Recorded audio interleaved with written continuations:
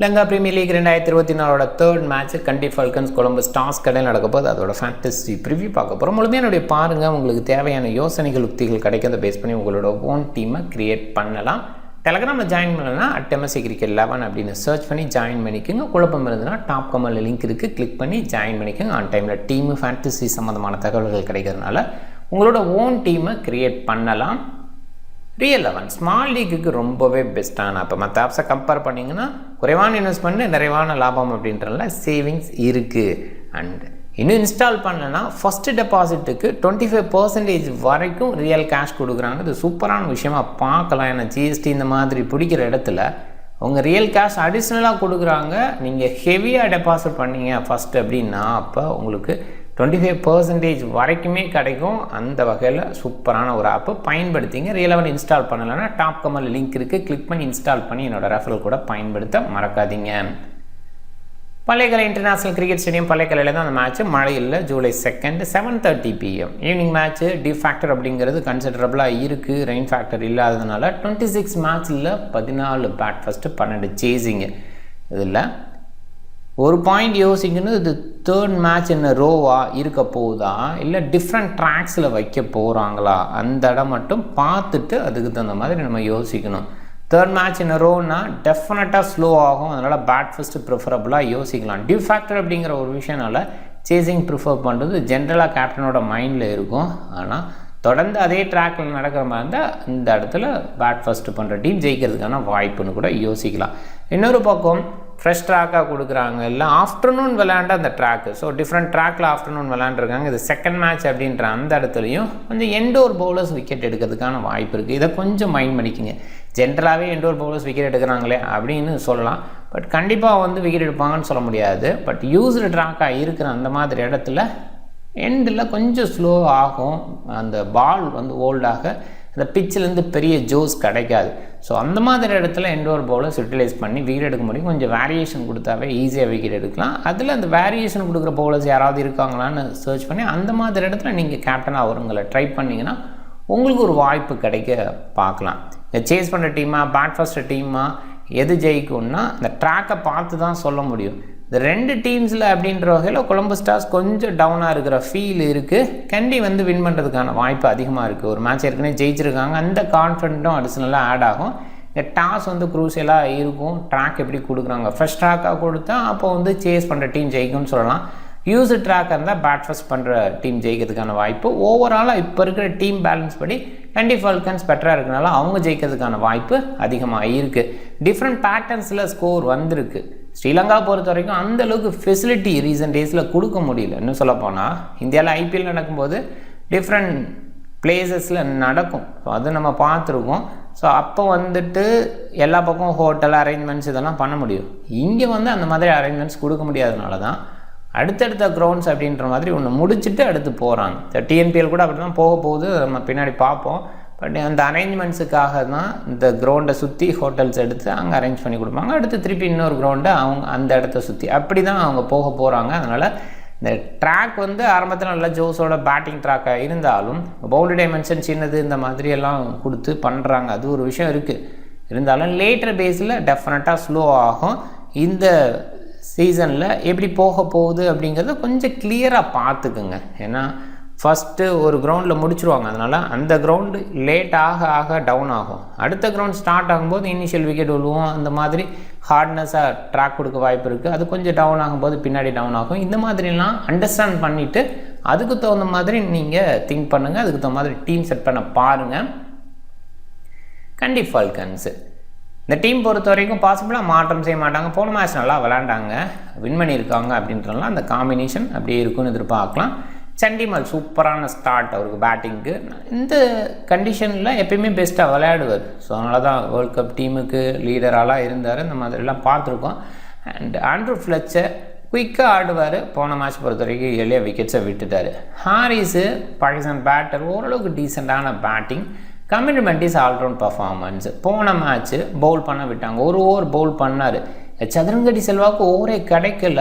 அதுக்கு முக்கியமான காரணமாக ஒரு பக்கம் சனக்காவுக்கு ஓவர் கிடச்சிருச்சு அப்படின்னா கூட இன்னொரு பாயிண்டில் லெஃப்ட் ஹேண்ட் பேட்டர் சாப்மேன் தொடர்ந்து இருந்தார். ஸோ அதனால் அவரும் நல்லாவும் விளையாடிட்டு இருந்தார். அதனால் Chathuranga de Silva left arm orthodox bowling கிடைக்கல அப்படின்னு தான் புரிஞ்சுக்கணும்.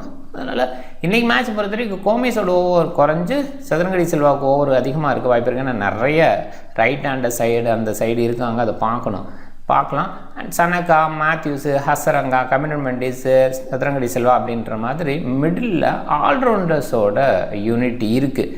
சமீரா ஹெஸ்னைன் சூப்பராக பவுல் பண்ணுவாங்க, இன்டர்நேஷ்னல் எக்ஸ்பீரியன்ஸ் இருக்கிற பவுலர். சமீரா ரீசெண்டாக அந்த இன்ஜுரி அப்படிங்கிற ஒரு விஷயத்தை தொடர்ந்து எடுத்துகிட்டு வரல, அவ்வளோவா கிரேட்டாக பார்க்க முடியல. பட் கண்டிப்பாக சூப்பர் பவுலர் ஒரு கட்டத்தில் ஸ்ரீலங்காவோட லீட் பவுலராக இருந்தெல்லாம் பார்த்துருக்கோம். ஹெஸ்னைன் எக்ஸ்ட்ரா பேஸ் வச்சுருக்க பவுலர் ஓரளவுக்கு டீசெண்டாக பவுல் பண்ணால் போன மேட்சை பொறுத்த வரைக்கும் கொஞ்சம் ரன்ஸை அள்ளி கொடுத்துட்டாருன்னு தான் சொல்லணும்.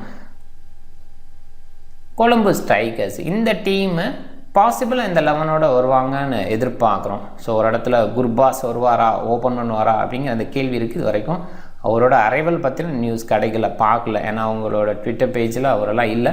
ஸோ அந்த வகையில் இன்னொரு பக்கம் கசான்ஃபர் இருக்கார், Afghanistan player. So 16 years 17 year இந்த ரேஞ்சில் ஒரு ஃப்ரான்சைஸ் கிரிக்கெட்டுக்கு செலக்ட் ஆகிருக்காருன்னா அவரோட டேலண்ட் எந்த மாதிரி இருக்கும் அப்படின்னு அண்டர்ஸ்டாண்ட் பண்ணிக்க முடியுது. ஸோ அது மாதிரி தான் ஆப்கான் நிறைய பேர் இருக்காங்க. ரஷித் கான் அந்த மாதிரி இடத்துல தான் வந்தார், வேறு லெவல் இப்போ பண்ணிகிட்ருக்காரு. ஒரு டீமை லீட் பண்ணி செமிஃபைனல் வரைக்கும் கொண்டு போகிற அளவுக்கு குவாலிட்டி இருக்குது அவர்கிட்ட அப்படின்ற மாதிரி பார்த்தோம். கசான்ஃபருக்காக ஒரு வாய்ப்பு கொடுப்பாங்களா, ஆஃப் பிரேக் பவுலிங் இருக்கலாம், இந்த சீசனில் ஒரு வாய்ப்பு கிடைக்கலாம். சதாப் கான் அரைவல் அவருமே பார்த்திங்கன்னா ப்ராக்டிஸ் பேஸில் டீம் மோடில் காணா. ஸோ அதனால் இவங்க 3 பேரும் வெளியில் இருக்க வாய்ப்பு இருக்குது. கசான்ஃபருக்கு வேணால் வாய்ப்பு கொடுக்கணும்னு நினைக்கலாம். பட் யாரை வெளியில் தள்ளிட்டு அவருக்கு வாய்ப்பு கொடுக்குறது கொஞ்சம் யோசிக்கிற மாதிரி இருக்குது. சிவோன் டேனியல், முகமது வசீம் ஓப்பன் பண்ணுவாங்க. ஒருவேளை குர்பாஸோட அரைவில் இருந்ததுன்னா குர்பாஸ் சிவோன் டேனியல் ஓப்பன் பண்ணுவாங்கன்னு எதிர்பார்க்கலாம். Samara விக்ரமா பாசிபிளாக number 3 descent batter. Initial மேட்சஸில் பெருசாக பண்ண மாட்டார், நான் லேட்டர் மேட்சஸில் செம்மையாக பண்ணி பார்த்துருக்கோம். நிறைய நேரங்களில் ஃபஸ்ட் மேட்ச் கொஞ்சம் ஃபெயிலியர் ஆகிருக்காரு, அதை பார்த்துருக்கோம். பட் பார்க்கணும், டீசன்ட் ஹிட்டிங்கு, பாலுக்கு ரியாக்ட் பண்ணி விளையாடக்கூடிய பிளேயர். ஆஞ்சலோ ஃபெராரோ நல்ல ஆல்ரவுண்டர் இருந்தால் கூட இங்கே ஒரு பேட்டராக கன்சிடர் பண்ணுறது better. Glenn Phillips wicket keeper பாசிபிளாக க்ளோவ் அப்படின்ற வகையில் யோசிக்கிற மாதிரி இருக்குது. யார்கிட்ட இருக்கும், நீங்கள் சமர விக்ரமாட்ட இருக்கிறதுக்கான வாய்ப்பு தான் அதிகம். இல்லை பிலிப்ஸ் இருந்தால் ஆச்சரியப்படுறதுக்கு இல்லை. பிலிப்ஸு ஆப்ரேக் பவுலிங் கூட சில நேரங்களில் வீசி பார்த்துருக்கோம். மோஸ்ட்லி பேட்டராக நல்ல ஒரு ஃபீல்டராக இருப்பார்னு எதிர்பார்க்கலாம். அண்ட் துஷார ஃபெராரை லீட் பண்ணுறாரு. Decent allrounder. முன்னாடியெல்லாம் நிறைய ஓவர்ஸ் போடுவார், இந்த மேட்ச் பொறுத்த வரைக்கும் நிறைய ஓவர்ஸ் போடுவாராங்கிறது கொஞ்சம் டவுட்டாக இருக்குது. ஏன்னா 4 ப்ரைம் பேசஸ் இருக்காங்க, கர்ணரத்னே, டஸ்கின்னு, பதிரானா, பெர்னாண்டோ. இப்படி போனால் துஷார ஃபெராரைக்கான வாய்ப்பு குறைவாக நான் பார்க்குறேன். வெள்ளலகே வேர்ல்ட் கப்பில் ஒரு வாய்ப்பு கொடுத்துருக்கலாம் அப்படின்னு யோசிக்கிற அளவுக்கு இருந்தது. கடைசி மேட்ச்சு ஒரு டெட்ரபர் மேட்ச்சு, அங்கேயாவது ஒரு விளையாடுவார்னு எதிர்பார்த்தோம். விளையாட்ட கொடுத்துருக்கணும். ஏன்னா அந்த மாதிரி யங்ஸ்டர்ஸுக்கு அடுத்த லெவலுக்கு போகிறதுக்கு ஒரு நல்ல வாய்ப்பு. ஆனால் அவங்க லெவலில் என்ன யோசிச்சாங்கன்னா, இவர் இனி வேர்ல்டு கப்பில் விளையாட முடியும், சில சீனியர் பிளேயர்ஸ் விளையாட முடியுமான்னு தெரியல, செலெக்ஷனில் இருப்பாங்களான்னு தெரியல அப்படிங்கிற தாண்டுக்கு வந்துட்டாங்க. அதனால் விளையாடுறதுக்கு வாய்ப்பு கிடைக்கல. ஒரு சூப்பர் பவுலர் இந்த ஃபார்மட்டுக்கு இந்த கண்டிஷனுக்கு சூப்பர் பவுலராக இருந்திருக்கார். கருணரத்னே இன்னுமே சூப்பர் டேலண்ட்னு சொல்லலாம். ஆனால் அவருக்கான வாய்ப்பு கன்சிஸ்டண்ட்டாக கிடைக்கிறதில்ல. அவரோட அக்ரெஷன், சில ஆட்டிடியூடு, இந்த மாதிரி விஷயங்கள் செலக்டரை இம்ப்ரெஸ் பண்ண முடியல அப்படின்னு தான் சொல்லணும். அந்த மாதிரி தான் நிறைய நேரம் பண்ணி பார்த்துருக்கோம். பட் டேலண்ட்டுக்கு பஞ்சமே கிடையாது. எனி டைம் ப்ரொமோட் பண்ணலாம். பேட்டிங் பேஸில் ஃபினிஷ் பண்ணி நிறைய நேரங்களில் ஸ்ரீலங்கா டீமுக்கு இருந்திருக்காரு, நல்ல அவுட்புட் கொடுத்துருக்காரு. பட் ரீசன்ட் டேஸில் அவர் எடுத்துக்காமல் இருக்காங்க. டஸ்கினை பொறுத்த வரைக்கும் சூப்பர் பவுலர், இனிஷியல் ஸ்விங் சூப்பராக இருக்கும். உங்கள் கண்டிஷன் ஒரு ஃப்ரெஷ் பிச்சர் மாதிரி கொடுத்துட்டாங்கன்னா டெஃபினட்டாக சூப்பர் பவுலராக இருக்க வாய்ப்பு. பதிரானா வெரைட்டி, வேரியேஷன், இந்த ஃபார்மேட்டுக்கு சூப்பராக இருந்திருக்காரு.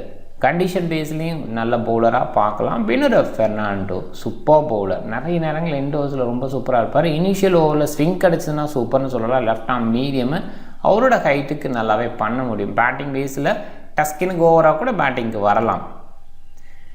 கவின் பண்டாராவுக்கு ஒரு வாய்ப்பு இருக்குமா, டாப் ஆர்டரில் விளையாடக்கூடிய பிளேயர். ஸோ அவருக்கு ஒரு வாய்ப்பு இருக்குமான்னு பார்க்கணும். நான் ஏற்கனவே சொல்கிறேன் கசான்ஃபர் பற்றி, அவருக்கான வாய்ப்பு இருக்குமா. சதாப் கான் வந்தால் அவருக்கு ஒரு வாய்ப்பு எடுத்து கண்டிப்பாக கொடுத்துருவாங்க. ஏன்னா ஏற்கனவே நான் 3 ஓவர்ஸை வச்சு தான் சொல்லியிருக்கேன். சதாப் கான் உள்ள வர மாதிரி இருந்தால் வாய்ப்பு பாசிபிளாக ஆஞ்சலோ ஃபெராரை கூட வழி விடலாம், பார்க்கணும். கண்டி ஃபால்கன்ஸு பேட்டிங் ஆர்டர் மோஸ்ட்லி இப்படி தான் இருக்குங்கிற எதிர்பார்ப்பு. ப்ரொமோஷன் பேஸில் ஹசரங்கா எனி டைம் மேலே வரலாம். ஏன்னா ஸ்ரீலங்கா கிரிக்கெட்டுக்கே மேலே வந்தார். போன மேட்ச்சே மேலே வந்துருவாருன்னு தான் எதிர்பார்த்தோம், வரல. அண்டு கொலம்பஸ் ஸ்ட்ரைக்கர்ஸ் அப்படின்னு பார்க்கும்போது மோஸ்ட்லி இந்த ஆர்டரில் தான் எதிர்பார்க்குறோம். ஆஞ்சலோ ஃபெராரி, அவருக்கு மேலே வேணால் ஃபிலிப்ஸ் வேணால் வரலாம். கொஞ்சம் பேட்டிங் டாப் ஆர்டர் ஸ்டடி பண்ணிட்டாங்க அப்படின்னு சொன்னால் ஃபெராரி அப்படின்ற மாதிரி சமிக்க கருணாரத்னே இவங்கெல்லாம் ப்ரொமோட் டைம் மேலே வரலாம். பவுலிங்ன்ற இடத்துல டாப் 3 தவிர்த்து டாப் 3 விக்கெட் கீப்பர்ஸ் மற்ற எல்லாருமே ஆல்ரவுண்டர்ஸ் இந்த யூனிட்டில் கொஞ்சம் டஃப்பான ஒரு விஷயந்தான். கண்டிப்பாக ஃபல்கன்ஸ் மேட்ச் விளையாடுறப்ப மட்டும் கொஞ்சம் கேர்ஃபுல்லாக ஹசரங்காவை டிஃபால்ட்டாக யோசிச்சு கேப்டனாக போட்டு போகிறோம் அப்படின்னா தட்ஸ் ஓகே. நிறைய பேர் அப்படி தான் வருவாங்க. கொஞ்சம் ரிஸ்க் எடுத்து போகணும் அப்படிங்கிற அந்த மாதிரிக்கு மேட்ச்சுக்கு கண்டி ஃபல்கன்ஸ் சூட் ஆக மாட்டேங்குன்னு தான் சொல்லணும். ஏன்னா ஆல்ரவுண்டர்ஸ் அவ்வளோ பேர் இருக்காங்க. சில நேரங்களில் நம்ம எதிர்பார்த்து டெசன் சனக்கா பவுல் பண்ணுவார்னு நினைக்கிற இடத்துல பவுல் பண்ணாமல் கூட போகலாம். போன மேட்ச் 4 ஓவர் போட்டார். ஆஞ்சலோ மேத்யூஸ் பவுல் பண்ண மாட்டார். என்னை பொறுத்த வரைக்கும் இந்த மேட்ச்சில் ஆஞ்சலோ மேத்யூஸ் ஸ்டில் ஃபிட் இல்லை பவுலிங் பேஸுக்கு அப்படின்ற மாதிரி தான் நான் யோசிக்கிறேன். ஸோ அப்படி யோசிக்கிற அந்த மாதிரி இடத்துல சில நேரத்தில் பவுலிங் கொடுத்துட்டாங்கன்னா அப்படிங்கிற மாதிரி பார்க்கும்போது டெஃபனாக கொஞ்சம் டஃப்பான ஒரு விஷயமாக பார்க்குறேன். இங்கே யோசிக்கிற இடத்துல கமெண்ட்மெண்டிஸ்க்கான ஓவர் இன்றைக்கி குறைவாக கிடைக்க வாய்ப்பு, இன்னும் சொல்ல போனால் கிடைக்காதுன்னே சொல்லலாம். மேத்யூஸு ஃபிட் பேஸில் கொஞ்சம் டஃப்பாக இருக்கனால அவருக்குமே ஓவர் கிடைக்காது. பாசிபிளாக இந்த 6 பவுலர்ஸ்க்கு இடையில் ஓவர்ஸ் இருக்குன்னு நினைக்கிறேன். இதில் சதுரங்கடி செல்வாக்கான ஓவர்ஸ் ரொம்பவே அதிகமாக இருக்கும் இன்றைக்கி. ஏன்னா போன மேட்ச்சு சாப்பன் ஒரு சைடு நின்றுட்டதுனால லெஃப்ட் ஹேண்ட் பேட்டருக்கு பவுல் பண்ண வைக்க யோசித்தாங்க, லெஃப்ட் ஹேண்ட் ஆர்த்தராக்ஸை வச்சு. ஸோ அதுதான் இன்றைக்கி கொஞ்சம் அதிகமான ஓவர்ஸ் வீசலாம். Middle Waseem, Samarawickrama, Angelo Perera, Glenn Phillips இவங்கெல்லாம் டாப்பில் இருக்கிறதுனால பாசிபிளாக பவர் பிளேயில் கூட சதுரங்கடி செல்வாவை கொண்டு வரலாம். ஃபுல் கோட்டான்னு யோசிக்கிறப்ப ஹசரங்கா, சமீரா, ஹெஸ்னைன், ஸ்லாக் ஓவரில் சமீரா அண்ட் ஹெஸ்னைன், சில நேரத்தில் கோமேஸ் சைடு கூட போகலாம். கோமேஸ் ஓகேவான ஆல்ரவுண்டர், டீசெண்டான ஆல்ரவுண்டர். பவுலிங்னு பார்க்கும்போது கொலம்பஸ் ஸ்ட்ரைக்கர்ஸுக்கு நிசார ஃபெராரி கொஞ்சம் குறைவாக ஓவர் வீசர். பாசிபிள் இந்த 5 bowler ஸ்டிக்கில் போகிறதுக்கான வாய்ப்பு இருக்குது. வேணும்னா சப்போர்ட்டுக்கு ஒரு 2 ஓவர் ஃபெராரி வீசலாம். ஃபுல் கோட்டான்னு யோசிக்கிற இடத்துல கருணரத்னே, டஸ்கின், பதிரானா, ஃபெர்னாண்டோ இந்த 4 ஃபாஸ்ட் பவுலர்ஸ் வீசுவாங்க. பார்க்கணும் 4 ஃபாஸ்ட் பவுலர்ஸ் நல்ல பவுலர்ஸ் தான். ஒருவேளை ரொம்ப டவுன் ட்ராக்காக இருந்தால் ஸ்பின்னர் சைடு போகிறதுக்காக கிளென் பிலிப்ஸ் சைடு போகலாம். ஆஞ்சலோ ஃபெராரி கூட வீசலாம், பார்த்துக்கணும். Slack over Pathirana and Fernando. சில நேரங்களில் கருணரத்னே நல்ல சாய்ஸ். ஃபெர்னாண்டோவோட என்னை பொறுத்த வரைக்கும் கருணரத்னே சூப்பர் சாய்ஸ். அவர் விக்கெட் டேக்கிங் எண்டில் நல்லா பண்ணி பார்த்துருக்கோம். ஃபெர்னாண்டோவும் நல்லா பண்ணியிருக்கார். 2 பேருமே இருக்கிறதுனால ஒரு குழப்பம் வருது. ஃபெர்னாண்டோ சைடு அவங்க போகிறதுக்கான வாய்ப்பு அதிகமாக நான் பார்க்குறேன். பதினானா ஒரு சைடு ஃபிக்ஸ் பண்ணிக்கலாம். இன்னும் 2ல் கருணரத்னேவா ஃபெர்னாண்டோவான்னு பார்க்கணும். பிக் பேஸில் ஹை மீடியம் பிக்ஸுங்க இருக்குது, லோ மீடியம் அண்ட் லோ பிக்ஸு மோஸ்ட்லி 12 பேர் தான் 30+ இருக்காங்க. சொல்லப்போனால் இங்கே எல்லாமே 40க்கு கீழே இருக்கிற பிளேயர்ஸு. ஸோ இதில் கொஞ்சம் கன்சிடரபுளாக சில பிளேயர்ஸ் இருக்காங்க. கம்யூனிட்டிஸ் போன மேட்ச் நல்லாவே பேட் பண்ணார், அதை பார்க்கணும். பவுலிங் பேஸில் ஒரு ஓவர் கொடுத்தாங்க, ஆல்ரவுண்ட் பர்ஃபார்மன்ஸ் கொடுக்குறதுக்கான வாய்ப்பு கூட இருக்குது. ஸோ இங்கே அதனால் கமெண்ட்மெண்ட்டிஸ் ஒரு கன்சிடரேஷன். சமர விக்ரமா சில நேரங்களில் இன்னிங்ஸை பெருசாக எடுத்துகிட்டு போவார். சமிக்க கருணரத்னே மிஸ் பண்ணுறது கொஞ்சம் டஃப்பான சாய்ஸ். இந்த மாதிரி கண்டிஷன் பேஸில் ரொம்பவே பெஸ்ட்டாக இருந்திருக்கார். பின்னரை ஃபெர்னாண்டோ கண்டிப்பாக 4 ஓவர் வீசுவார் அப்படிங்கிற அந்த இடத்துலையும் விக்கெட் டேக்கிங் பவுலராக இருந்திருக்கார். ஸோ அந்த பேஸ்லேயும் கன்சிடரபிள். வசீம் ஓப்பன் பண்ணுறாரு, திசர ஃபெராரியே குறைவாக எடுத்திருக்காங்க, அதுவே பெரிய ஷாக்காக இருக்குது. சதுரங்கடி செல்வா கொஞ்சம் பெட்டர் அவுட்புட் கொடுக்கலாம், கொஞ்சம் பார்த்துக்குங்க. நிறைய பிளேயர்ஸை நம்ம அடிஷ்னலாக சொல்கிற மாதிரி ஒரு ஃபீல் இருக்கலாம். இந்த மேட்சும் பார்த்திங்கன்னா முதல் போட்டி ஒரு டீமுக்கு அப்படின்றதுனால எப்படி இருக்க போகுதுன்னு நிறைய பேருக்கு தெரியாது. கொஞ்சம் கான்சென்ட்ரேட் பண்ணணும். ட்ராக் பேஸில் சின்னதாக ஐடியா வச்சுட்டு போனோன்னாவே ஓரளவுக்கு கிளிக்காக வாய்ப்பு இருக்குது. அதுக்கு தகுந்த மாதிரி நம்ம இந்த பிளேயரை ஜிஎல்பிக்கு எடுத்துக்குங்க, இந்த பிளேயர் ஜிஎல்பிக்கு எடுக்காமல் இருங்க அப்படிங்கிற மாதிரி ஒரு திங்கிங்க்கு வரணும். ஏன்னா ட்ராக் ஃப்ரெஷ்ஷாக இருந்ததுன்னா மிடில் பேஸில் இருக்கிற சில பிளேயர்ஸை நம்ம ஜிஎல்பிக்கு கன்சிடர் பண்ணி எடுத்துக்கிறது பெட்டர். இதே old track 3rd time use பண்ணுற ட்ராக் அப்படிங்கும்போது அதுக்கு தகுந்த மாதிரி நம்ம ஓப்பனர்ஸ் எடுத்துக்கிட்டு எண்டோர் பவுலர்ஸ் எடுத்துக்கிட்டு ஸ்பின்னர் சைடு போயிட்டு போக வேண்டிய அவசியம் இருக்குது. அதையுமே கொஞ்சம் மைண்ட் பண்ணி டீம் செட் பண்ண பாருங்கள்.